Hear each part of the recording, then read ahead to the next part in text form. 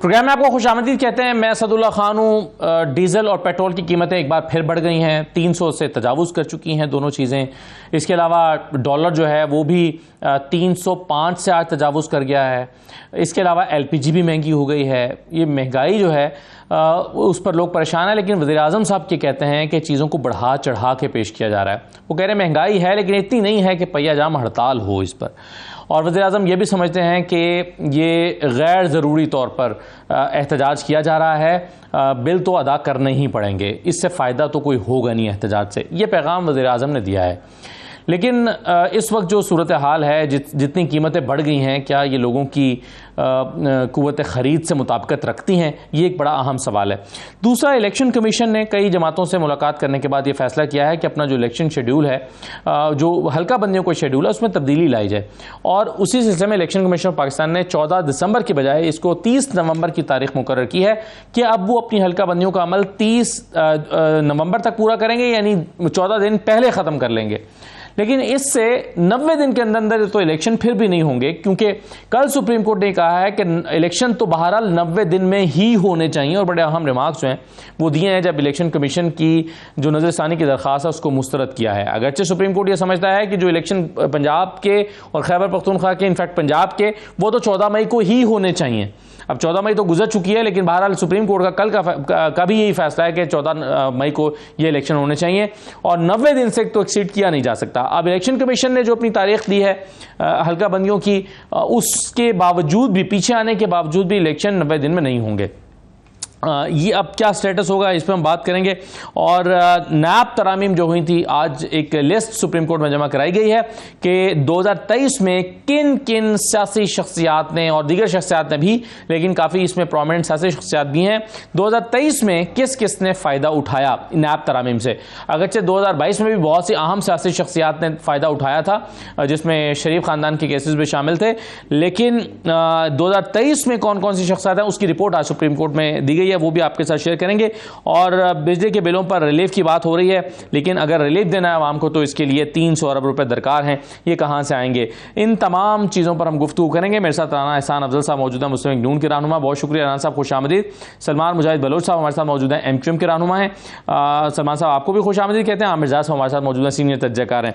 मैं तमाम मेहमानों को वेलकम करता हूँ प्रोग्राम में। सलमान मुजाहिद बलोच साहब, इस वक्त ज़ाहिर है महंगाई पर जब डिस्कशन हो रही है, तो जो अभी एक हुकूमत गुजरी है, 16 माह की जो हुकूमत थी, उनका ख्याल है कि ये PTI की पॉलिसीज़ इसके ज़िम्मेदार हैं, यानी पहले 3.5 साल की हुकूमत ज़िम्मेदार है।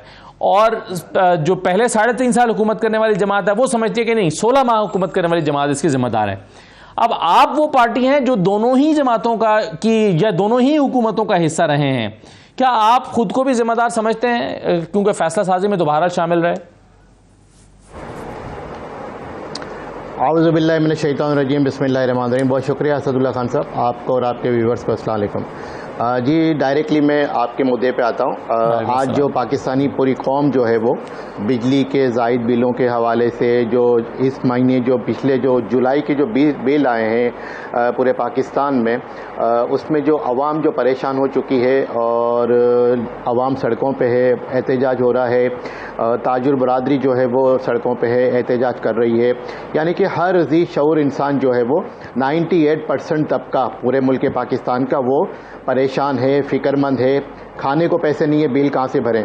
अगर मैं आपको 1993 में ले जाऊँ, जब मोहतरमा बेनज़ीर भुट्टो की हुकूमत थी, तो उस वक्त हमने IPPB का एक लफ्ज़ सुना था। उस वक्त IPP के माहिदे हुए थे, वो जो माहिदे थे महंगे तरीन माहिदे हुए थे। यानी कि उस वक्त के हुक्मरानों ने तो अपने किकबैक्स, अपने जो है वो करप्शन, अपने रिश्वत की रकम, अपना कमीशन वसूल कर लिया, लेकिन बोझ किस पे डाला गया? वो डाला गया अवाम पे, पाकिस्तान की अवाम पे। उसके बाद मैं यहाँ किसी को दिफा करने के लिए, किसी को डिफेंस करने के लिए नहीं बैठा, मैं सिर्फ और सिर्फ पाकिस्तान की अवाम की दुख दर्द में उनका मदावा करने के लिए आज बात कर रहा हूँ, क्योंकि उसमें मैं भी शामिल हूँ। 98% में आप भी शामिल हैं असदुल्ला साहब, मैं भी शामिल हूँ। और हम भी जो है इसमें अब परेशान हैं कि खाएँ कहाँ से और पकाए कहाँ से, और बिजली के बिल कहाँ से भरें, गैस के बिल कहाँ से भरें। और रात जो है एक तमाशा हुआ अजीब सा कि एक दफ़ा से फिर पिछले निगरान हुकूमत आई है, उसमें 20 दिनों में दोबारा से इजाफा कर दिया पेट्रोलियम प्राइसेस का। पहले 21-22 रुपए किया और अब दोबारा से कर दिया। भाई अब कर्टेल भी तो कर सकते थे, अब रोक भी तो सकते थे। जब कैबिनेट में मामला जाता है, निगरां काबीना में ये मामला जाता है, तो वहां पे रिपोर्ट ये दी जाती है कि जनाब IMF की इजाज़त के बगैर हम ना इसमें कमी कर सकते हैं, ना इसमें इजाफा कर सकते हैं, ना मुल्क पाकिस्तान के 98% गरीब मतलब मिडिल क्लास आवाम को जो है वो रिलीफ नहीं दे सकते। जिस IMF के मुआहदे की बात हो रही है, ये IMF का वही मुआहदा है सलमान साहब के जिस हुकूमत ने किया था, आप उसकी काबीना का हिस्सा थे। तो आप काबीना का हिस्सा होते हुए, फैसलों पर दस्तखत करते हुए, आप फिर पार्ट ऑफ द प्रॉब्लम हुए ना सर। आज आप आवाम के साथ एहतजाज कैसे कर सकते हैं? आप ही ने तो ये फैसले किए हुए हैं, यानी आप ही के दस्तखत के साथ ये चीजें इंप्लीमेंट हुई हैं। आज आप आवाम के साथ कैसे खड़े हो सकते हैं कि जी हम आपके साथ एहतजाज में शरीक हैं? यानी एक तरफ आप पॉलिसी का हिस्सा हो गए, दूसरी तरफ एहतजाज का भी हिस्सा हो गए। असदुल्ला खान साहब देखें, हम MQM की पॉलिसी रही है, MQM शुरू से आवाम के साथ रही है। और जहां तक बात है कि हुकूमत में हिस्सा होने का, तो हमारे पास तो दो वजारतें थी। वजीर आजम कौन थे? सही है, बिल्कुल ठीक है। जो आप बातें कह रहे हैं सलमान साहब, वही बातें पीपल्स पार्टी भी कह रही है, और वो भी यही कह रहे हैं कि जो अगर बिलावल वजीर आजम होते तो ये फैसले ना करते जो शहबाज शरीफ ने किए हैं पिछले 16 माह में। और वो कह रहे हैं कि बजाय ये बिजली के बिलों का जो बर्डन है वो आवाम पर ट्रांसफर करने के, बिलावल साहब उनको रिलीफ देते। इसका मतलब ये है कि राना एहसान साहब, आपके तो इत्तेहादी आपके साथ खड़े हुए नहीं है, जो कैबिनेट में सारे बैठते थे। आज MQM भी कह रही है कि जी हम क्या कर सकते थे, हमारी तो नकार खाने में तोती की आवाज़ कौन सुनता है। और पीपल्स पार्टी भी कह रही है, फैसल करीम कुंडी साहब ने कहा कि अगर बिलावल होते वज़ीर आज़म तो ये शहबाज शरीफ को जालिमाना ये फैसले जो है वो ये इस तरह के वो ना करते, तो आप तनहा रह गए। नहीं देखें असद, ये तो अब कहना कि वहां भी बोल लेते कैबिनेट में तो अच्छा होता, वहां तो किसी ने कोई इख्तलाफ नहीं किया। देखें असल इशू क्या है? असल इशू एक ही है पाकिस्तान का, वो आपका ट्रेड इम्बैलेंस है, आपकी एक्सपोर्ट्स और आपकी इंपोर्ट्स का गैप है, जिसकी वजह से हमें हर साल डॉलर्स जो है वो बोरो करने पड़ते हैं, और अगर बोरो ना करें तो आपका ग्रोथ जो है, ग्रोथ रेट गिर जाता है। ग्रोथ करने के लिए आपको करंट अकाउंट डेफिसिट करना पड़ता है, और 20-25 साल से इसी तर्ज पे जो है वो आपकी मईशत चल रही है। अब ये जो बिजली का मसला है और जो महंगाई का मसला है, इसमें मेजर पोर्शन जो है वो डीवैल्यूएशन का है कि आपकी करेंसी खड़ी नहीं हो रही, आपकी एक्सचेंज रेट स्टेबलाइज नहीं हो रहा। अभी ये जो सब लोग कह रहे हैं कि जी IPP के मुआहदे, फलाने ढमकाने, कैपेसिटी पेमेंट्स, अगर आप टेक एंड पे के मॉडल पे भी जाएं तो उसमें भी कैपेसिटी पेमेंट्स इनबिल्ट होती हैं। जो कैपेसिटी पेमेंट्स जो 2000 अरब पे पहुंच गई हैं, उसमें 40% इम्पैक्ट डीवैल्यूएशन का है। उसके अंदर ज्यादा इम्पैक्ट जो है वो आपकी काइबर रेट का है, जो इंटरेस्ट अगर डीवैल्यूएशन का ही है राणा साहब, असल इशू तब तक ये तो बताएं कि इसाकदार साहब जब तशरीफ लाए थे तो उनको डॉलर कितने का मिला था, और जब वो गए हैं तो कितने का छोड़ के गए हैं? ये जरा डिफरेंस तो बता दें हमें। असद, ये किसी मेरी बात सुन लेना, ये एक दूसरे पे इल्जाम लगाते रहेंगे, ये खत्म नहीं होगा। मसला क्या है? क्या इसाकदार ने जो है इंपोर्ट और एक्सपोर्ट को बैलेंस कर सकते थे 16 महीने में? क्या जो है 9.25 साल, जितनी आज 30 सालों से 35 सालों से डॉलर मिला था, नहीं तो उन्होंने कहा था मैं 180 पे वापस लेकर जाऊंगा। दावा देखिए मेरी किया था, क्यों किया था दावा साहब उनको, जब ये सारी बातें पता थी? सर मेरी बात देखें, मेरी बात सुने। पिछले 35 सालों से 9.25 साल हमारी हुकूमत रही है PMLN की वफाक के अंदर, सिर्फ 9.25 साल, 9.5 साल। अब मुझे बताएं कि यहां अपने हमसाये को जरा देखें, हमसाये में मोदी जी कब से बैठे हैं? बीजेपी की कितनी हुकूमत जो है वो लंबी चली है, उससे पहले कांग्रेस की कितनी हुकूमत चली है, कितनी लंबी चली है। बाकी मुल्कों में देखें, तुर्की को देखें, रशिया को देखें, और ममालिक में देखें कि क्या तसलसल के साथ, कंटिन्यूटी के साथ चीजें चली हैं। अगर चली है तो वहां बेहतरी भी आई है। यहां क्या चला है? कितनी देर हुकूमतें, कितने वजीर आजम ने कितनी देर मुकम्मल कर दिए, किस तरह अब जो है वो लोगों को नाफिज किया गया, क्या कुछ नहीं हुआ। तो अगर आप देखें, मैं आपको ये बताऊंगा कि ये जो मर्जी हम ब्लेम गेम करते रहें, आगे भी यही कुछ होगा जब तक आपका ट्रेड इम्बैलेंस जो है उसको करेक्शन नहीं उसमें आएगी। अब आगे का रास्ता ये है कि आपको डॉलर का रास्ता IMF के जरिए हुकूमत चल रही थी जो 3.5 साल से। मैं बताता हूं, हम देखें, जब हम आए थे तो IMF का मुआहदा तबाह हो चुका था, उसको हमने बहाल किया। कैसे? क्या था मसला? मसला ये था कि आप बिजली की एनर्जी प्राइसिंग को रीबेस नहीं करते थे, रीबेसिंग नहीं हो रही थी, उसकी करेक्शन नहीं कर रहे थे, और आपका सर्कुलर डेट बढ़ रहा था, आपका गैस में भी सर्कुलर डेट बढ़ रहा था। और अब वो जब आपका IMF का मुआहदा रुक गया, उसके बाद दुनिया ने आपको कहा कि भाई हम आपके साथ कारोबार नहीं करेंगे अगर आप हर महकमे में अपने खसारे को इतना बढ़ाएंगे, अपने खसारे को कम करें। तो उसको बहाल करने के लिए आपको एनर्जी प्राइस के अंदर रीबेसिंग भी करनी पड़ी और आपको जो है ये सारा। लेकिन अब इशू क्या है, देखें इशू ये है कि जो काम होने चाहिए थे, मिसाल के तौर पे ये डिस्कोज हैं, ये इनके अंदर थेफ्ट है, वो सूबों के साथ नहीं कोऑर्डिनेशन होती रही, वो भी आप जानते हैं क्यों नहीं होती रही। वफाक में कोई और हुकूमत, सूबों में कोई और हुकूमत, ये सूबों को दे दें, सूबों को नहीं दे सकते तो प्राइवेटाइज कर लें, प्राइवेटाइज नहीं कर सकते तो सूबों को दे दें। तो ये चीजें नहीं हो सकी, ये फेलियर है, सारी हुकूमतों का फेलियर है कि थेफ्ट आज 400-500 अरब है। लेकिन उससे बड़ा फेलियर ये है कि आमिर ज़ा साहब अब सही है, ठीक है, चलें, बिल्कुल ठीक है, राना साहब सही है।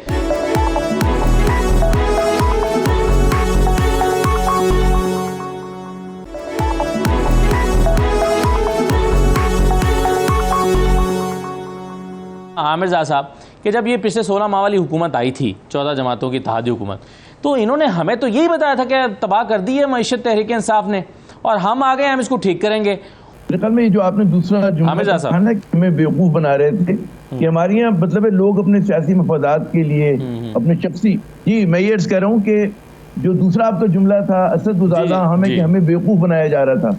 बेवकूफ हमें यूं बनाया जा रहा था कि लोग जो हैं हमारे यहाँ सियासतदान जो है अपने शख्सी मफादात के लिए, अपने खानदानी मफादात के लिए और कारोबार के मफाद के लिए कुछ भी कर सकते हैं, किसी हद तक भी जा सकते हैं। तुम्हें पता है कि ये जो पूरा नून लीग का जो पूरा चेंज आया था, मैं समझता हूँ कि एक तो हमारी हुकूमत अशराफिया की इज्तिमाई नाकामी है कि आज हम जिस हाल में खड़े हुए हैं, और उसमें ज़ाहिर है कि वो जो हमारी मौरूसी सियासत है उसकी जिम्मेदार है, इस मुल्क की जो बड़ी सियासी जमातें हैं वो जिम्मेदार है, बदगुमानी जिम्मेदार है, और ये तमाम चीज़ें कि जनाब मतलब है बड़ी अच्छी है। राना साहब ने बात की कि जी तसलसल चाहिए, और ये जो फिर दूसरों के ऊपर कहते हैं ना, फिर जब देखें अलग होंगे तो पीपल्स पार्टी इनकी तारीफ कर रही होगी और ये पीपल्स पार्टी की कर रहे होंगे, और एमक्यूएम दोनों की कर रही होगी, और ये समझेंगे कि हम लोग जो है अवाम, इन्हें कुछ नहीं पता और इनकी समझ में कुछ नहीं आता, इनके सामने कुछ भी आप कहते हैं लोग ये कहते हैं ना भेड़े हैं, तस्लीम कर लेंगी मेरे ख्याल में। लेकिन ठीक है, अब हम लोग पाकिस्तानी उस तरह से एहतजाज नहीं कर सकते जैसे बाग हम देखते हैं जिंदा कौमें करती हैं कि निकल आते सड़कों पे और हुकूमतों को गिरा देते हैं। गालिबन अभी हम उस मंजिल से बहुत दूर हैं, लेकिन जो झुंझलाहट और जो गुस्सा और जो दिल कहते हैं दिल बर्दाश्ता लोग हो रहे हैं, उसका नतीजा जो है वो असद साहब कुछ भी निकल सकता है। तो हम लोग एक कहते हैं ना धमाका खेज मवाद पे बैठा हुआ है पाकिस्तान, अगर उसका एहसास इस हुक्मरानों को, हुक्मरान अशराफिया को नहीं है तो फिर अल्लाह ही इस मुल्क का कहते हैं ना हाफिज बिल्कुल है, मालिक वो बचा सकता है इसको, वरना हमने तो तबाह करने में कोई कसर नहीं छोड़ी। फिर दूसरी बात ये कि दुनिया भर में असूल ये होता है कि जनाब अगर आपको मईशत ठीक करनी होती है, मईशत के फंडामेंटल ठीक करने होते हैं तो पहले सेंटिमेंट को ठीक करना पड़ता है। अब हमारे यहाँ जो इतना बुरी सूरत हाल है वो सेंटिमेंट खराब है। सेंटिमेंट यूं खराब है कि लोगों को सियासी अदम इस्तेकाम नजर आ रहा है। वो देखते हैं ज़ईफ सा सियासतदान है चौधरी परवेज इलाही, उसको उठाकर जनाब आप डंडा डोली करके दूसरी गाड़ी में डाल रहे हैं। यहाँ पर मतलब है जो सियासी मुखालफिन को जिस तरह से कुचला जा रहा है, जो कुछ हो रहा है उसमें आप समझते हैं कि मईशत ठीक हो सकती है जब पूरा मिडिल क्लास जो है वो नाराज है, उसकी समझ सर, लेकिन वो ये आप इसमें साजिश हो रही है ना आमिर साहब, प्राइम मिनिस्टर ने कल बताया है, वो कह रहे हैं कि सोची समझी साजिश और मंसूबे के तहत ये मायूसी फैलाई जा रही है। ये है नहीं असल में ऐसी सूरत हाल, और ये बढ़ा चढ़ा के पेश किया जा रहा है। तो ये भी तो इसमें भी सोशल मीडिया या किसी हद तक हमारा मीडिया ये जिम्मेदार है ना। असल हालात इतने खराब नहीं है जितने हम बना के पेश कर रहे हैं। ये प्राइम मिनिस्टर का पर्सपेक्टिव है।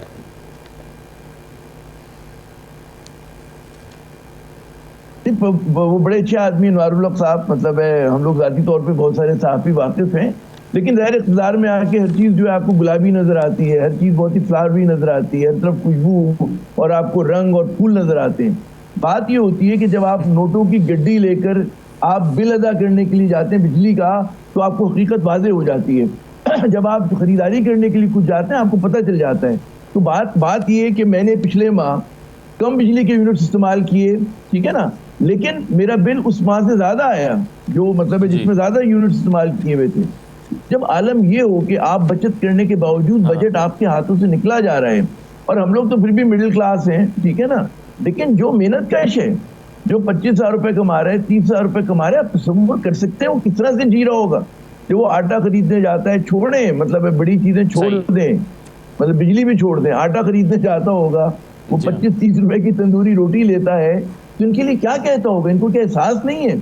और अच्छा, फिर ये बड़ी मासूमियत से कि जी ये बहुत अहम पॉइंट है, कैपेसिटी पेमेंट। भाई कैपेसिटी पेमेंट आप लोगों ने चले जो IPP लगे पुराने 2013 से 18 में जो नून लीग ने लगाए बिजली घर, सवाल पैदा होता है कि भाई आपने 20,000 से अपनी वो जो है कैपेसिटी मोर देन 40,000 कर दी मेगावाट, ठीक है ना।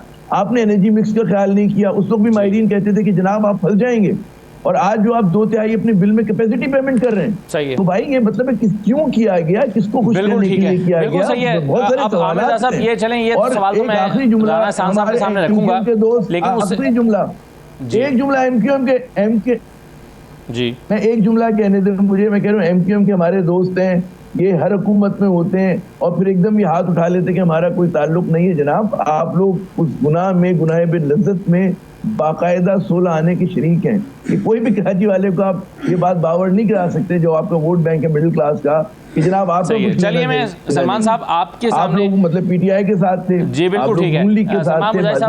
अभी नैब तरमीम की बात हो रही थी, मैं नैब तरमीम का चूंकि जिक्र हो रहा था तो मैं सिर्फ चंद नाम रख देता हूं कि नैब तरमीम 2023 में कौन कौन से केसेस या ट्रांसफ़र हुए हैं या वापस हुए हैं और किन लोगों ने इससे बेनिफिट किया है। तो ये चंद नाम मैं आपके सामने रख देता हूं, फिर मैं सलमान साहब के पास आता हूं सवाल लेकर।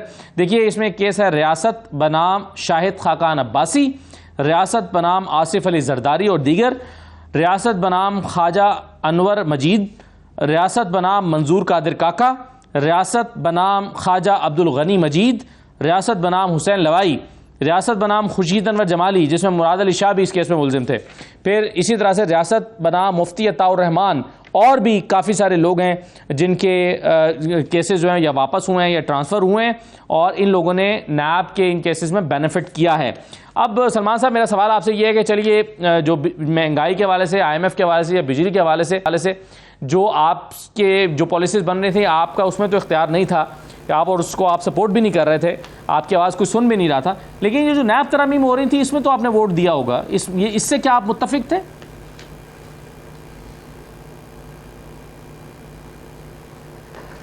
देखें असदुल्ला खान साहब, पहले तो अल्हम्दुलिल्लाह अल्लाह का शुक्र है कि MQM पाकिस्तान के लीडरशिप पे, MQM पाकिस्तान के रहनुमाओं पे हर तरह के इल्ज़ामात लगे होंगे, लेकिन करप्शन का इल्ज़ाम आज तक नहीं लगा, और ना ही कोई नैब का केस बना, ना ही कोई नैब की इंक्वायरी हमारे किसी वज़ीर के ख़िलाफ़ या किसी लीडर के ख़िलाफ़ या किसी सेनेटर MN MP के ख़िलाफ़ कंडक्ट हुई या शुरू हुई या इनिशिएट हुई। अब बुग़्ज़े MQM में तो लोग पता नहीं क्या से क्या कह जाते हैं, लेकिन आपकी बात ठीक है। जब PTI के साथ MQM पाकिस्तान इलाक़ में थी 3.5 साल तक, और MQM पाकिस्तान के जो बेसिक मुतालबात थे, जो PTI के साथ जो माहिदा हुआ था, उस पर भी अमल नहीं हुआ। हम कराची शहर के मसाइल के लिए गए थे, हम कराची शहर को रोशनियों का शहर बनाने के लिए गए थे, यहाँ के बेसिक इंफ्रास्ट्रक्चर के लिए गए थे, बिजली के मसाइल के लिए गए थे, पार्टी के जो हमारे जो अंदरूनी मामला थे जो रियासत के साथ हैं, हुकूमत के साथ हैं, उसके सलूशन के लिए गए थे, लेकिन हल नहीं हुआ। उसके बाद एक मूव आता है जिसमें तहरीक अदम एतमाद आती है, और कहीं आखिरी वक्त पे जाके MQM पाकिस्तान की लीडरशिप ये फैसला करती है कि चलें PDM की क़यादत की यकीन दहानी पे कराची के मसाइल को हल किया जाएगा, हम इनका साथ दे देते हैं। लेकिन जहाँ तक ये नैब की तरामीम की बात है, बिल्कुल जो एक इन्होंने इसमें शीक लगाई है कि 50 करोड़ से कम की इंक्वायरी नैब कर ही नहीं सकता, तो फिर नैब का तो वजूद ही ख़त्म कर देना चाहिए। भाई करप्शन 1 रुपये की हो, करप्शन 1 लाख की हो, करप्शन 1 करोड़ की हो, करप्शन 1 अरब की हो, करप्शन तो करप्शन है। उसकी माफ़ी ना दीन में है, ना शरीयत में, ना हमारे इस्लामिक लॉ में, ना हमारे पाकिस्तान के लॉ में। लेकिन जिन लोगों के आपने नाम लिए, ये तो बड़े मशहूर ज़माना लोग हैं, अभी से थोड़ी हैं।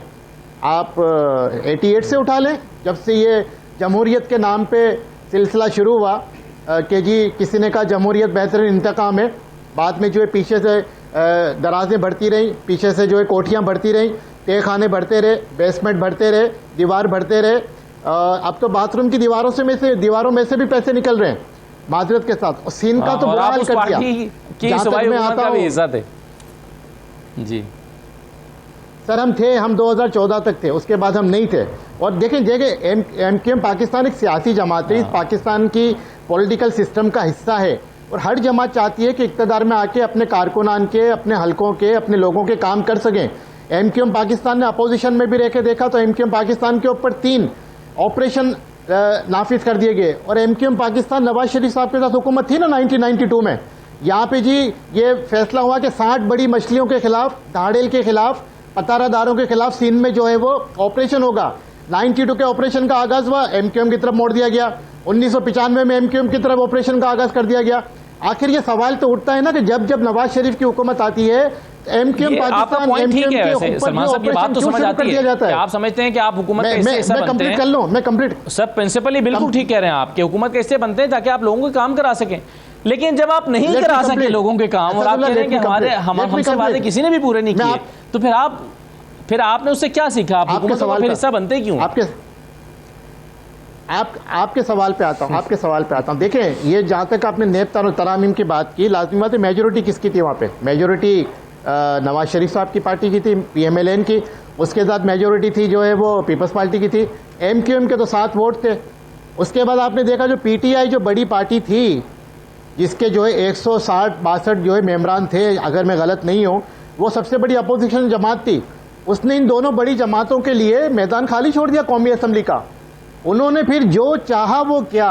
कहते ना कि वो बेल जब भागता है तो रोनते हुए जाता है, फसलों को भी, गाँव को, खेतों को भी, खलियानों को भी नहीं रुकता। इन्होंने जी अपनी मर्जी है वो क्या। अगर MQM पाकिस्तान ने वहाँ पे मुखालफत भी की होगी या एब्सटेन भी किया होगा या वोट भी नहीं दिया होगा, मुझे नहीं पता क्योंकि मैं उसका हिस्सा नहीं था। लेकिन मैं समझता हूँ कि जो तरामीम हुई हैं जो नेब में, जो खास करके खास शख्सियात के लिए हुई हैं, जिन शख्सियात के आपने नाम लिए, उनके अलावा भी सरकारी अफसरान के भी केसेस वापस हुए। मैं आपको 1 मिनट में बता दूं कि 2021 में हमारे जो मरहूम डिप्टी कन्वीनर थे कमर नबी जमील साहब, उनकी तरफ से मैंने हाई कोर्ट में पिटीशन की थी कि जितने नेब के अफसरान हैं जो प्री बार्गेन करके आए हैं, वो उनको 10 साल तक कोई पोस्टिंग नहीं मिल सकती। लेकिन इस सूबा सिंध में यह हुआ कि सिंध हुकूमत ने जहां पूरे सूबे की और शहर कराची की तबाही की, वहां यह भी तबाही की कि उन प्ली बार्गेन करने वाले अफसरान को मजीद लुक्रेटिव पोस्टिंग दे दी। किसी को सेक्रेटरी बना दिया, किसी को डिप्टी सेक्रेटरी बना दिया। मतलब वो कहते हैं ना कि फिर जो है वो दूध पे बिल्ली को रखवाला बना के बिठा दिया।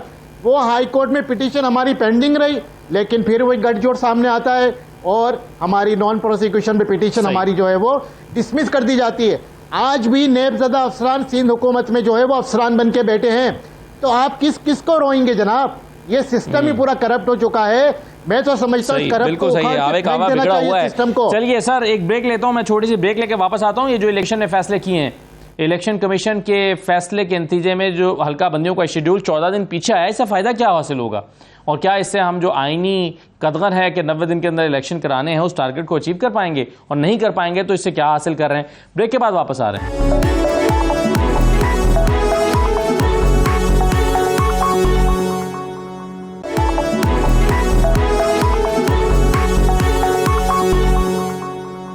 दोबारा आपको खुशामद कहते हैं। राना एहसान अफजल साहब, ये इलेक्शन कमीशन ने से कुछ जमातों ने मुलाकात करके कहा कि नहीं जनाब 90 दिन में इलेक्शन कराएं।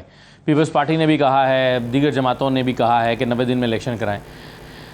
और उन्होंने अपना बल्दियाती जो शेड्यूल है उसको तब्दील करके, जो हल्का बंदियों का शेड्यूल है उसको तब्दील करके वो पीछे ले आएँ, 14 दिन वापस लाएँ। सवाल ये पैदा होता है कि 90 दिन में इलेक्शन तो अभी भी नहीं होंगे। तो सुप्रीम कोर्ट की कल की जो ऑब्जर्वेशन है वो कह रहे हैं कि 90 दिन से आगे जा नहीं सकते किसी भी सूरत। क्या होगा?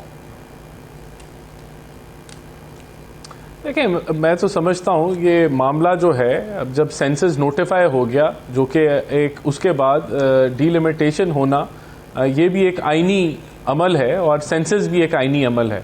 अब इसका जो तयन है, देखें उन्होंने सबसे राय ली, सबसे मुशावरत की, लेकिन क्योंकि एक वो इंडिपेंडेंट आईनी इदारा है ECP, उसने जो है डीलिमिटेशन का प्रोसेस भी उसने डिसाइड करना है कि कितनी जल्दी वो कर सकता है और उसको कैसे मुकम्मल करना है, और फिर उसके बाद उसी ने इलेक्शंस की डेट अनाउंस करनी है। तो ये जो है, जो 14 दिन वो पहले ले आया, मेरे ख्याल से जनवरी एंड का टाइम बनता है इलेक्शंस का इसके मुताबिक। तो ये उनका प्रोगेटिव है। अगर अब किसी को लगता है ऐसा नहीं है और डीलिमिटेड, देखें पहले जो 90 दिन की बात की उस वक्त डीलिमिटेशन नहीं हो रही थी। अब ये एक डीलिमिटेशन का प्रोसेस, सेंसस का प्रोसेस मुकम्मल होने जा रहा है। तो अगर अब अदालतों में गई हुई हैं कुछ जमातें, वहाँ से जो रिजल्ट आएगा, अगर उनको लगा कि डीलिमिटेशन नहीं होनी चाहिए और 90 दिन के अंदर इलेक्शन होना है, तो वो ऐसा फैसला कर देंगे। वरना ये मेरे ख्याल से जो स्केड्यूल आ गया है इसके अंदर कोई आइन की पामाली नहीं हो रही, ये आइन के मुताबिक है, आइन के मुताबिक डिलिमिटेशन भी होनी है और उसके बाद इलेक्शन जो हैं 60 दिन में हो जाएंगे। तो मैं तो समझता हूँ कि इस मसले का यही हल है, और अगर हम इसको समझें तो कोई इसमें कोई मुगालबा नहीं है। इलेक्शन होने जा रहे हैं और वो जनवरी में हो जाएंगे अब, तो अब इसके ऊपर अगर हम बिला वजह एक तासर दें अवाम को कि पता नहीं कितना बड़ा कोई क्राइसिस आ गया है और क्या होने जा रहा है, ये मामला सेटल नहीं हो रहा, ये मेरे ख्याल से सेटल्ड है मामला। बाकी अगर कोर्ट को लगेगा गलत है तो वो फिर उस पर फैसला कर देंगे। लेकिन अब ये बार बार कहना कि जी 90 दिन में इलेक्शन नहीं हो रहे तो पता नहीं क्या हो रहा है और आइन तोड़ दिया और ये हो गया, तो ये हमें तासुर ख़त्म करने हैं। ये एक इलेक्शन होने जा रहे हैं, जनवरी में होने जा रहे हैं, डिलिमिटेशन मुकम्मल होगा, उसके बाद इलेक्शन हो जाएंगे। सर अगर तो कोर्ट ने कह भी दिया, फ़र्ज़ कीजिए कि ये दोबारा मामला कोर्ट के पास जाता है और क्या हुआ है, और अगर सुप्रीम कोर्ट में ये फैसला होता है कि नहीं जी इलेक्शन तो 90 दिन में होंगे, डिलिमिटेशन जो है ये सानवी हैसियत रखती हैं, पहले 224 आता है, तो इलेक्शन कमीशन तो अब अपनी तशरीह करने का आदी हो चुका है। वो इलेक्शन कमीशन तो नहीं मानेगा इस बात को, पहले भी उन्होंने डिफाई किया ऑर्डर को, कुछ नहीं हुआ। तो अगर दोबारा दूसरी मरतबा भी सुप्रीम कोर्ट का ऑर्डर ना माना जाए तो क्या फ़र्क पड़ेगा? नहीं, ये तो जब वक्त आएगा तो देखेंगे कि वो माना गया या नहीं माना गया। ये फैसला पहले दे देते, ये फैसला भी तो अब 14 मई के बाद आया है ना, उसको पहले टाइमली दे देते। ये तो अब फैसले की टाइमिंग इतनी लेट हुई है, पहले तो दिया था वो पहले आ जाता। उसका नतीजा क्या निकला? लेकिन आमिर जावेद साहब, सुप्रीम कोर्ट ने जो कल इलेक्शन कमीशन की दरख्वास्त को रद्द करते हुए ये फैसला दिया कि जी इलेक्शन 14 मई को ही होंगे और खिलाफ वर्जी करने वालों के खिलाफ सुप्रीम कोर्ट से एक्शन कोई नहीं हुआ, लेकिन वो समझते हैं कि बहरहाल 90 दिन की जो कंडीशन है उस पर हर हाल में अमल दरामद करना है, उससे आगे निकल नहीं सकते। अब क्या होगा? पहली बात भी कि एक तरह की बड़ी तारीखी जजमेंट है ये, और उसको बाज़ लोग जो उसको मजाका उड़ाने की कोशिश करें, उनके मेरे ख्याल में मैं क्या कह सकता हूँ उसके ऊपर, तो ये है कि पिछली हुकूमत ने, PDM हुकूमत ने खुद अपने हाथों से अपने लिए कुछ फंदे तैयार किए हैं। इलेक्शन कमीशन भी उसका हिस्सा बना है कि जब भी आप आइन पे अमल नहीं करते, सुप्रीम कोर्ट के फैसलों को कहते हैं ना कि आप उस पर मजरामत नहीं करते बल्कि सुप्रीम कोर्ट को मुतनाज़ा बनाने की कोशिश करते हैं, तो कभी ना कभी आप देखिएगा कि यही चीज़ें जो इनकी डिफाइंस है ये इनके गले में फंदा बनेगी। वो 6 महीने बाद बनती है, 2 साल बाद, 3 साल बाद। हमारी जो सियासत में जिन लोगों ने इन पे अमल नहीं किया, जिन्होंने आइन पे अमल नहीं किया, जिन्होंने आइन का मजाक उड़ाया, सुप्रीम कोर्ट का मजाक उड़ाया, सुप्रीम कोर्ट का मुतनाज़ा, वो हो जाएगा ना। जब आपने अमल नहीं किया तो जाहिर है कि जो लोग फैसला साज हैं, जिनके पास फैसला करने की ताकत थी, उन्हीं की तरफ इशारा होगा ना। कि जो लोग, कोई कहता था कि हमारे पास पैसे नहीं है, कोई कहता था मैं सिक्योरिटी नहीं दूंगा, इलेक्शन कमीशन ने अपनी मजबूरियां बता रहे थे, तो लेकिन उसका अंडरलाइनिंग पॉइंट ये था कि आपने एक फैसले पे अमल नहीं किया और 90 रोज में आइन के मुताबिक आपने इंतखाबात नहीं कराए, ठीक है ना। अब आपने खुद ही आइन को पामाल कर दिया। अच्छा, अब उसके बाद आपने गिराक खोल दिया, तो मजीद मतलब है मारवाए आइन काम होते रहे इस मुल्क में, या कभी ना कभी आप देखिएगा कि ये चीज़ें दोबारा से दुरुस्त होंगी। और हमारे यहाँ जो महर्जी कर रहा था कि वो कहते हैं धारा हमेशा एक सिंध पे नहीं चलता, हमेशा ऐसे ही नहीं रहेगा। हमारे यहाँ बड़ा रिवॉल्विंग डोर की पॉलिटिक्स होती है, लोग अंदर आते हैं, फिर उनको बाहर निकाला जाता है, कल को कोई और लोग आ जाते हैं। तो अगर ये समझते हैं कि पार्टी हमेशा के लिए है, देखिए ना 16 माह PDM के गुजर गए, ये भी 2-4 माह गुजार लेंगे, इंतखाबात होते हैं, हो सकता है कि इसी तरह का PDM जैसे ही कोई सेटअप आए, क्योंकि इस तरह से तो देखिए ना, जैसे राना एहसान अफजल देख रहे हैं, वो कह रहे हैं कि अगर इलेक्शन नवंबर में नहीं होते और जनवरी में हो जाते हैं तो क्या फर्क पड़ता है, इससे क्या हो जाएगा? मैं ये कह रहा हूँ कि फरवरी में होते हैं, लेकिन उसमें एक और बहुत फर्क पड़ता है। नहीं, पहली बात हुई कि जनाब आप आइन की जो डेडलाइन है उसको आपने क्रॉस किया है, लेकिन यहाँ पर चले एक तादील दे सकते हैं ये लोग कि जी नई मरदमशुमारी का मसला था, लेकिन पंजाब और KP के साथ क्यों नहीं किया? क्या आपके पास एक्सक्यूज है? वो बहुत, जो भी इनका बहाना है, बहुत ही भोंडा बहाना है। मैं राना साहब को नहीं कह रहा ज़ाती तौर पे, मैं जो PDM हुकूमत की उस वक्त की उसने जो पोस्चर लिया था वो बहुत ही अनडेमोक्रेटिक था, गैर आईनी था, और उसका इनको मेरे ख्याल में कभी ना कभी इनको इनसे जवाबदेही भी होगी। तो आप लोगों को क्या समझते हैं, कहाँ से हम? बिल्कुल सही है, चलिए बिल्कुल ठीक है सर। लेकिन ये जो अभी हम इलेक्शन कमीशन के इलेक्शन की बात कर रहे हैं, मैं चाह रहा हूँ कि सलमान साहब की भी इस पर राय ले लूँ। सलमान साहब, ये आपका मुतालबा था कि सेंसस अनाउंस किया जाए और आबादी पूरी गिनी जाए और उसके मुताबिक हल्का बंदियाँ हों। अब ये मुतालबा तो मान लिया गया, सेंसस अनाउंस हो गया, लेकिन आइनी तरमीम के ज़रिए से सूबों की नशस्तें ना कम हो सकती हैं ना ज़्यादा हो सकती हैं, उसमें कोई तरमीम हो नहीं सकती। आप क्या हासिल कर पाए हैं इस पूरी एक्सरसाइज से? जो आपका मुतालबा था वो कितना मान लिया गया या उसका प्रैक्टिकल इम्पैक्ट क्या आएगा ग्राउंड पे? देखें असद, मैं आपको बताऊं, आप भी बड़े बाखबर हैं और वेल इन्फॉर्म्ड हैं इस हवाले से कि जब भी जो है वो यहाँ पे मरदमशुमारी हुई है तो कराची के साथ शुरू से ज़्यादती की गई है। अगर वो भुट्टो साहब के दौर में हुई या फिर वो 1981 में हुई या वो 1998 में हुई या उसके बाद वो 2015, 16 या 17 में हुई, तो जो कराची की जो एक्चुअल आबादी है उसको गिना ही नहीं जाता। मतलब जो पिछली जो मरदमशुमारी थी जिसमें नादरा की ये रिपोर्ट थी 2015 में 16 में, जो सेनेटर हैं ताज हैदर पीपल्स पार्टी के, उनके क्वेश्चन पे उन्होंने उस वक्त कहा था, at that time NADRA was submitted a report, कि 2.5 करोड़ से ज़्यादा शनाख्ती कार्ड हम कराची में जारी कर चुके हैं कराची के पते पे। लेकिन मरदमशुमारी में क्या आया कि 1 करोड़ 60 लाख या 68 लाख, मतलब वहाँ भी कट लगा दिया गया। इस दफ़ा MQM पाकिस्तान ने क्या किया, MQM पाकिस्तान ने इस दफ़ा PDM का हिस्सा रहते हुए, पहले तो PTI का हिस्सा रहते हुए कराची के शहरी इलाकों का सीन के मुकदमा लड़ा और डिजिटल सेंसिस करने पे PTI की गवर्नमेंट को मजबूर किया और कैबिनेट में बैठ के ये फैसला करवाया, ये मुश्तरका मफादत कौंसिल में फैसला करवाया कि डिजिटल सेंसिस होना चाहिए। उसके बाद इस दफ़ा MQM पाकिस्तान ने कराची की आबादी पे पहरा दिया, कराची के डिजिटल सेंसिस पे पहरा दिया, और जब इस आबादी को 1 करोड़ 35 लाख पे ला के जब इसको लॉक किया जा रहा था, यानी कि ये ऐलान कर दिया गया सेंसिस डिपार्टमेंट की जानिब से कि जी 98% कराची की आबादी गिनी जा चुकी है। उसके बाद MQM पाकिस्तान ने अपने प्रेस कॉन्फ्रेंसेस के ज़रिए, अपने प्रेस रिलीज़ के ज़रिए, अपने जो है वो बयानात के ज़रिए प्राइम मिनिस्टर से मिले, मिनिस्टर से मिले, पार्लियामेंट में आवाज़ उठाई, कैबिनेट में आवाज़ उठाई, और उसके बाद जाके ये हुआ कि अब जाके कराची की आबादी 2 करोड़ 3 लाख समथिंग जो है आई है। अब जहाँ तक बात है मैंडेटरी, देखें जब आईन पाकिस्तान में ये मैंडेटरी है कि 60 दिनों में या 90 दिनों में इलेक्शन कराना है, तो उसी आईन पाकिस्तान में अगर हम उस आईन को मानते हैं जिसका मैं समझता हूँ कि अभी वजूद मुझे नज़र नहीं आ रहा प्रैक्टिकली, और उसी आईन पाकिस्तान में ये लिखा है कि सेंसिस होने के बाद, मरदमशुमारी के होने बाद डिलिमिटेशन होना भी मैंडेटरी है।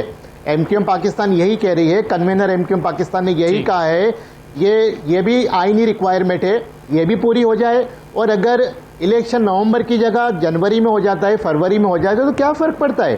पहले भी तो यहाँ पे डिले होते रहे। मैं आपको मिसाल दूं, 2007 में जब मुशर्रफ साहब का दौर था, इलेक्शन अनाउंस हो गया था, बेनजीर साहिबा का मर्डर हो जाता है, बहुत बड़ा इंसिडेंट था, बहुत बड़ा नुकसान था पाकिस्तान के लिए। तो वो इलेक्शन जो है वो नवंबर में होना, तो इलेक्शन जनवरी फरवरी में हो जाके, मिसालें मौजूद हैं। तो जो आइन, अगर हम आइन की बात करते हैं, आइन के निफाज की बात करते हैं, कॉन्स्टिट्यूशन के इम्प्लीमेंटेशन की बात करते हैं, बिल्कुल सही है सर, वो 8 जनवरी को शायद होना था, 18 या 20 जनवरी को शायद हुआ, फरवरी को 1 महीना और 10 दिन आगे बढ़े थे। ये हुआ है बिल्कुल, लेकिन जाहिर है वो एक एक्सट्रीम सिचुएशन थी। लेकिन आप ये कह रहे हैं कि मेरा बहरहाल सवाल आपसे ये है, मैं ज़रा ब्रेक पर जा रहा हूँ, वापस आता हूँ, कि इससे अब ग्राउंड पर क्या सिचुएशन फ़र्क पड़ेगी, मुख्तलिफ होगी, क्योंकि आप जो टोटल नंबर ऑफ सीट्स हैं उसको ना कम कर सकते हैं ना ज़्यादा कर सकते हैं, जो आपका बुनियादी मकसद था उसका हुसूल हो पाया या नहीं। ब्रेक लेते हैं, ज़रा 1-2 चीज़ें और भी हैं, राना एहसान अफजल और आमिर रज़ा साहब के सामने भी रखते हैं, ब्रेक के बाद वापस।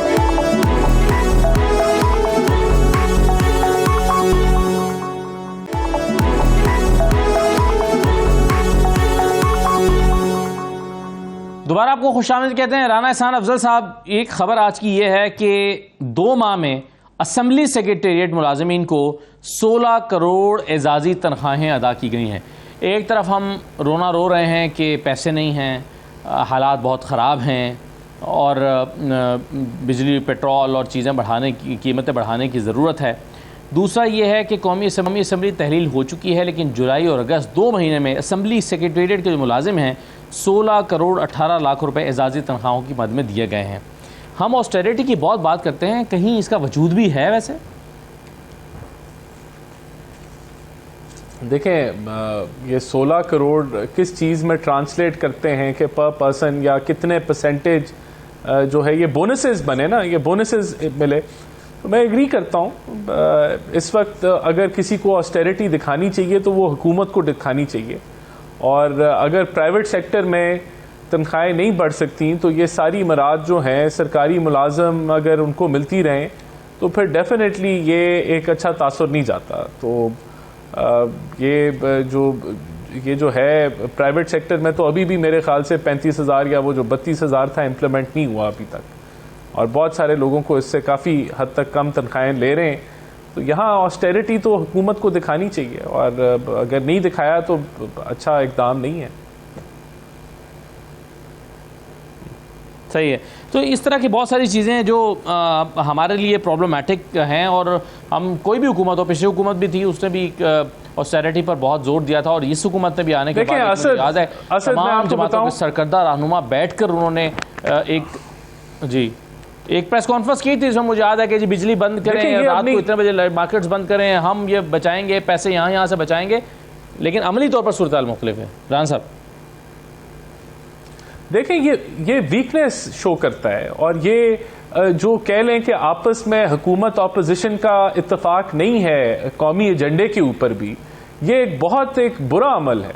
क्योंकि अगर आपको ये नहीं समझ आ रही कि भाई अब हमने अगर ताजरों से टैक्स नहीं ले सकेंगे तो फिर आगे नहीं, किस तरह आप आगे बढ़ेंगे, और अगर जब भी हम करेंगे और उसमें सियासत होगी तो फिर ये काम नहीं होगा। अगर हम ये एज ए कौम नहीं समझ सकते कि भाई डॉलर्स की शॉर्टेज है, आपके अगर चंद अरब डॉलर बचते हैं कि आप एनर्जी कंजर्वेशन कर लें, और वो हम नहीं एज ए कौम इंप्लीमेंट ना कर पाए क्योंकि सियासतदान एक दूसरे की टांगे खींचते हैं, तो फिर ये तो है, ये हकीकत है इस मुल्क की। और अगर ये ऐसे ही चलेगा तो अब नहीं गुजारा होगा। मैं आपको फ्रस्ट्रेशन का इजहार कर रहा हूं कि ये नहीं हो सका, और ये किसी से भी नहीं हो सका, और ये होना चाहिए। ये तो मिनिमम है कि भाई एज ए नेशन आप इकट्ठे हो जाएं कि ये मसला देखें। असद, ये 15-20 अरब डॉलर का मसला है कि अगर इतना हम एक्सपोर्ट्स में इजाफा कर लें, रिमिटेंसेस में कर लें, या एफडीआई आ जाए तो हम इस दलदल से निकल आते हैं। क्योंकि ये कौम इकट्ठी हो ही नहीं सकती, इसके जो गवर्नमेंट ऑपोजिशन है वो इकट्ठी हो ही नहीं सकती, और यानी कि हमने हर चीज पे सियासत करनी है, पेट्रोल पे भी सियासत करनी है, तो ये चीजें ये हम नहीं कर पा रहे। तो यही तो इस जो मसला है जो अवाम देख रही है, वो याद आ रहा है कि जब तरीके साहब के जमाने में पेट्रोल बढ़ता था तो मरियम औरंगजेब साहबा, शहबाज शरीफ साहब, हमजा शहबाज, मरियम नवाज साहबा सब कहते हैं अवाम पर बम गिरा दिया गया, 6 रुपए लीटर पेट्रोल बढ़ा दिया गया। आपको पता था कि इंटरनेशनल मार्केट में प्राइसेस बढ़नी है, लेकिन सियासत हो रही थी, और बल्कि मईशत के नाम पर सियासत करके तो हुकूमत को घर भेजा गया। तो आमिर ज़ा साहब, अब मसला ये है कि हमें रिलीफ देना है अगर बिजली के बिलों पे, तो उसके लिए 300 अरब रुपए हमें चाहिए। ये 300 अरब रुपए कहाँ से आएंगे? क्योंकि एक तरफ वज़ीर-ए-आज़म कह रहे हैं कि बिल तो आपको अदा करने ही पड़ेंगे, दूसरी तरफ कह रहे हैं कि रिलीफ भी जल्द मिलेगा। तो ये रिलीफ कैसे मिलेगा, कहाँ मिलेगा? ये तो 300 अरब रुपया दरकार है इसके लिए। देखिए, हकीकत ये है कि रिलीफ नहीं मिल सकता।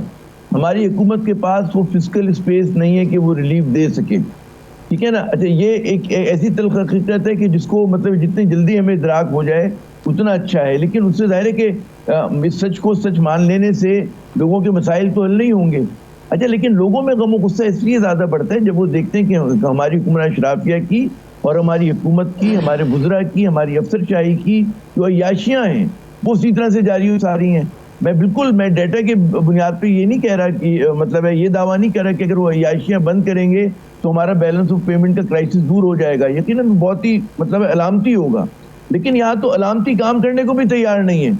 अब भी कराची में अगर गाड़ी गुजरती है किसी 19-20 ग्रेड के अफसर की, साथ उसके 2 गाड़ियाँ और चल रही होती हैं फजूल में, हमें तो समझ में नहीं आता। अगर जानों को इतना ही खतरा है तो भाई फिर घर में ही दफ्तर कायम कर लें। वजीर जाते हैं, वो चाहे वो इलेक्टेड हो चाहे वो निगरां हो, वो लगता है कि कोई फिरौन की गाड़ी सवारी जा रही है हमारे सामने से, ठीक है ना। क्या वजह है? भारत की अभी मिसाल दे रहे थे, क्या वजह है कि आप छोटी गाड़ियां क्यों नहीं इस्तेमाल करते मेड इन पाकिस्तान? किसने कहा है कि आप बड़ी बड़ी गाड़ियों का, ये पीडीएम हुकूमत ये जो कितने अरब रुपए की गाड़ियों को ऑर्डर देके गई थी ना, क्या जरूरत है कि आपको 4 व्हील ड्राइव चाहिए शहरों के अंदर भी? आप कहीं वो किसी देही इलाकों के अंदर और कच्चे पक्के इलाकों में नहीं जा रहे, ठीक है ना। वो जिस मतलब है गवर्नमेंट ऑफ पंजाब ने की है, किसी ने की है, बाद में तो हुक्मरान अशराफिया की बात कर रहा हूँ। तो यहाँ पे जो कुछ ये लोग कर रहे हैं वो अवाम के दुखों पे मजीद नमक पाशी करने वाली बात होती है, और उसमें आपको नजर आता है कि जी हमारी सियासी जमातें और हमारी हुक्मरान अशराफिया पार्ट ऑफ द प्रॉब्लम है, पार्ट ऑफ द सोल्यूशन नहीं है। ये जो इतनी अच्छी बात है, मुझे खुशी हुई है भी राना साहब कह रहे थे कि जी सियासत नहीं करनी चाहिए, और इससे आपने बिल्कुल सही कहा कि सियासत होती रही तो जब लोग ये देखेंगे तो उनको गुस्सा आएगा, झुंझलाहट आएगी। मैं बता रहा हूँ, कल को हो सकता है कि बाकायदा लोग गाड़ियों को शीशे पीछे तोड़ने लगेंगे, क्योंकि जब एक कहते सही है, हैं ना बिल्कुल ठीक है। और ये इसलिए कहा जा रहा है कि अगला इलेक्शन जो है बहुत बढ़िया सियासी जमातों के लिए आसान नहीं होगा। सलमान साहब, अगर इलेक्शन नवंबर में होता है या जनवरी में होता है या फरवरी में होता है, जब भी होता है, आपके लिए माजी के इलेक्शंस के मुकाबले में कितना मुश्किल इलेक्शन या कितना आसान इलेक्शन है आइंदा इलेक्शन? देखिए असदुल्ला भाई, पहले मैं आपके सवाल के जवाब में आऊँ उससे पहले मैं जो आमिर ज़िया भाई ने बातें की, ख़ास करके उन्हें जो राना एहसान साहब ने कहा है, मोदी का जो हवाला दिया है, मैं समझता हूँ कि एज ए पैट्रियोटिक पाकिस्तानी शायद बहुत बुरा लगा। बार बार वो उसका जिक्र कर रहे हैं। मोदी ने अगर अच्छे काम किए तो मोदी का कश्मीर को भी हमें नहीं भूलना चाहिए, गुजरात के कत्लेआम को भी नहीं भूलना चाहिए, और मोदी की मिसाल तो हमें किसी तरह नहीं देनी चाहिए। तो मैं इसकी मजम्मत भी करता हूँ। दूसरा मुझे वो भी याद है कि एक ट्वीट आया था कि मोदी ने कश्मीर मसला हल कर दिया शरीफ मुल्क के हक में।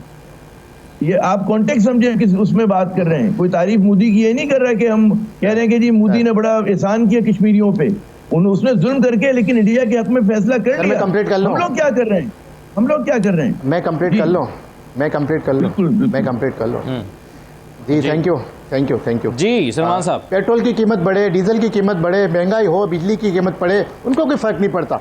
देखें, ये वो इसका आवाम कर, पाकिस्तान की जो आवाम है बड़ी बाशऊर हो चुकी है, अब जो सड़कों पे आ गई है ना, इसलिए परेशान है। जहाँ तक आपने बात की इलेक्शन की, तो असदुल्ला देखें, इलेक्शन आम आवाम का मसला नहीं है, इलेक्शन आम आदमी का मसला नहीं है। इलेक्शन ये सियासी जमातों का मसला है, सियासी लीडरान का मसला है। पीपल्स पार्टी कह रही है 90 दिन में कराओ भाई, जो काउंसिल ऑफ कॉमन इंटरेस्ट में जाके उनके वजीर आला ने कहा ठीक है जी, मर्दमशुमारी मौके करते हैं। अब वो जब देख रहे हैं कि मामला जो है वो बिलावल को हम वजीर आजम नहीं बना पाएंगे, उन्होंने कहा 90 दिन में कराओ। नवाज शरीफ PMLN कह रही है नहीं जी, मर्दमशुमारी के अपना हो जाए, उसके बाद डिलिमिटेशन हो जाए। MQM का तो पहले से ही मौके है। लेकिन सलमान साहब, आप अगर आज आवाम का मसला नहीं है, आज अगर आप एक रेफरेंडम करा लेना, आवाम से पूछें कि इलेक्शन चाहते हैं या नहीं चाहते, तो मेरा ख्याल है कि एक क्लियर हमें पता चल जाएगा कि आवाम इलेक्शन चाहते हैं कि नहीं चाहते। बहरहाल साहब, मेरे पास वक्त खत्म हो गया, माजरत चाहूंगा कता कलामी के लिए, और तमाम मेहमानों का शुक्रिया भी। इजाज़त दीजिए, अल्लाह हाफिज़।